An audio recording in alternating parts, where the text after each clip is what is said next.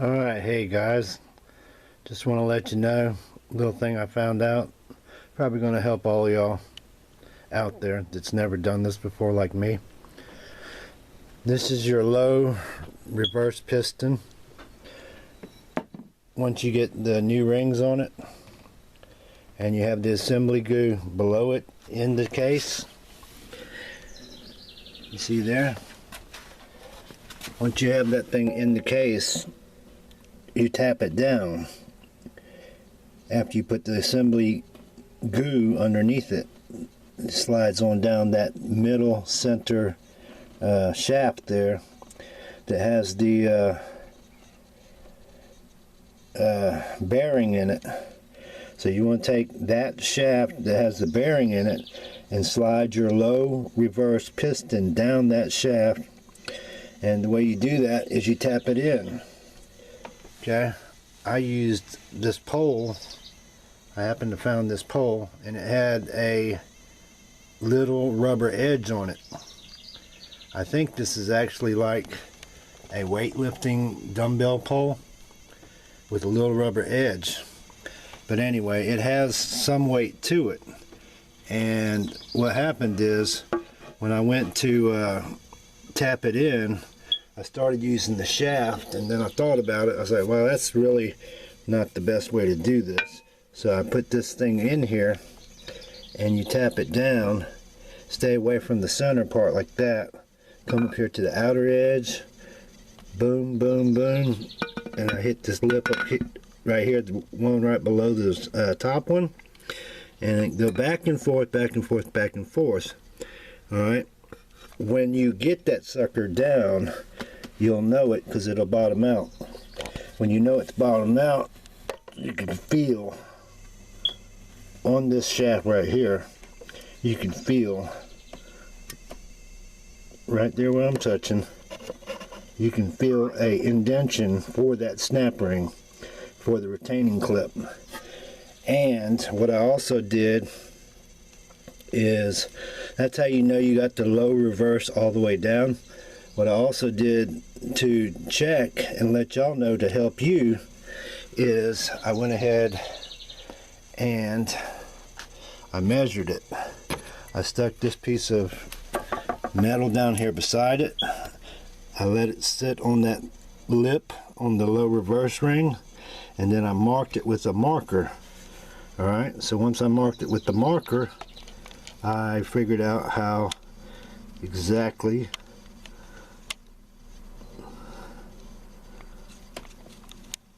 I figured out exactly how far that piston can go down before we know it's bottomed out.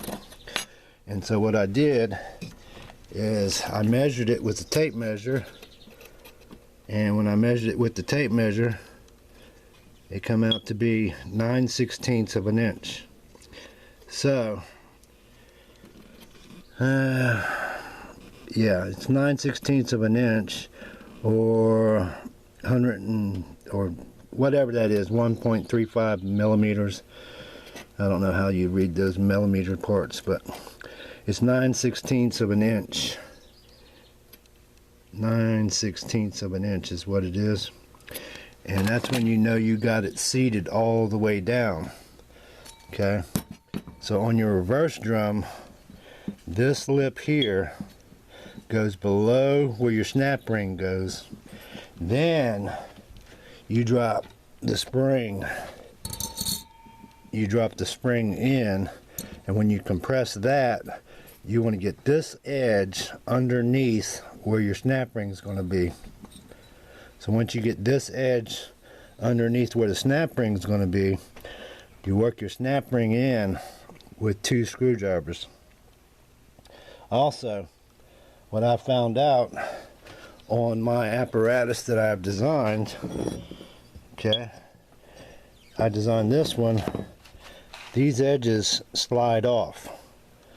So these edges slide off and it makes it difficult.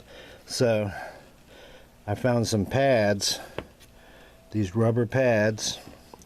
They're about maybe 1/8 of an inch thick. You put these rubber pads down on top of your spring. Let me show you. Put the rubber pad on top of your spring like so, and then when you get that rubber pad on the spring and you're pulling this down, this won't slip off because it's on the rubber pad, and the rubber pad's gripping it like a shower mat.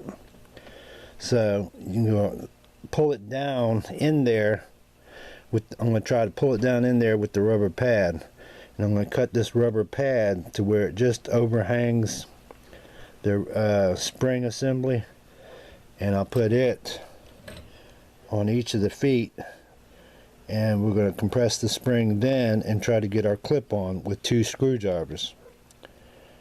That seems to be the going thing on the YouTube, is the 2 screwdriver method over the snap ring method. So once you get your clip, once you get that retaining clip where you can feel it in there, you're good to go. So you can measure that thing down 9/16 of an inch. Like I said, 9/16 of an inch above this center lip.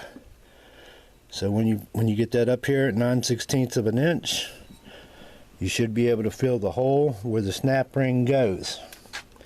Okay, so once you get that, you can take your snap ring like that, and it'll sit on here like that. Now you notice that snap ring will fall in that hole. That snap ring will fall through that hole. But when that snap ring goes around that shaft, that expands out. When that expands, it makes the snap ring a hair bigger, and it will sit right here between these 4 tabs. It'll sit right here on these 4 tabs, and it'll lock. Once you get that thing expanded open, it'll become bigger, and it will lock right below them 4 tabs. That's when you know you got it. And I advise you that you would take your spring compression tool off slowly, because if you don't got it and that snap ring shoots up, it could hit you in the face. So be sure you wear safety goggles. And this is the part number on the snap rings or on the ring assembly. If you want to get new parts, get genuine GM parts and use that part number there, and that will get your low reverse spring assembly. This one here is the spring assembly for the input shaft. Put this one on your input shaft, get your new input shaft spring assembly. Anyway, just thought this could help somebody out there. If you need help, this is probably gives you more of an explanation, because I'm a first-time doer like you. Explanation of what to expect when you put your low reverse in there and trying to get your spring assembly in with your snap ring or retaining ring. It's actually called a retaining ring. But yeah, that's all there is to that. Good luck, and like, comment, and subscribe. We appreciate you watching. Thanks a lot.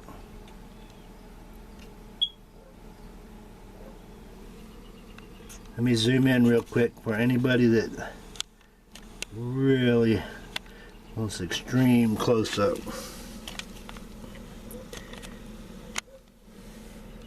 Alright, get the light in there. This is just for extreme close-ups. There's the bushing in the center, shaft, and then your low reversed piston. And the ring goes on the shaft, which is the thick little layer that holds your bushing in. And you will be able to feel that retainer ring slot when you get that low reverse piston 9/16 of an inch down. So thanks a lot, guys. I hope this helps somebody. Sorry about the videos. I'm just a beginner. Thanks a lot.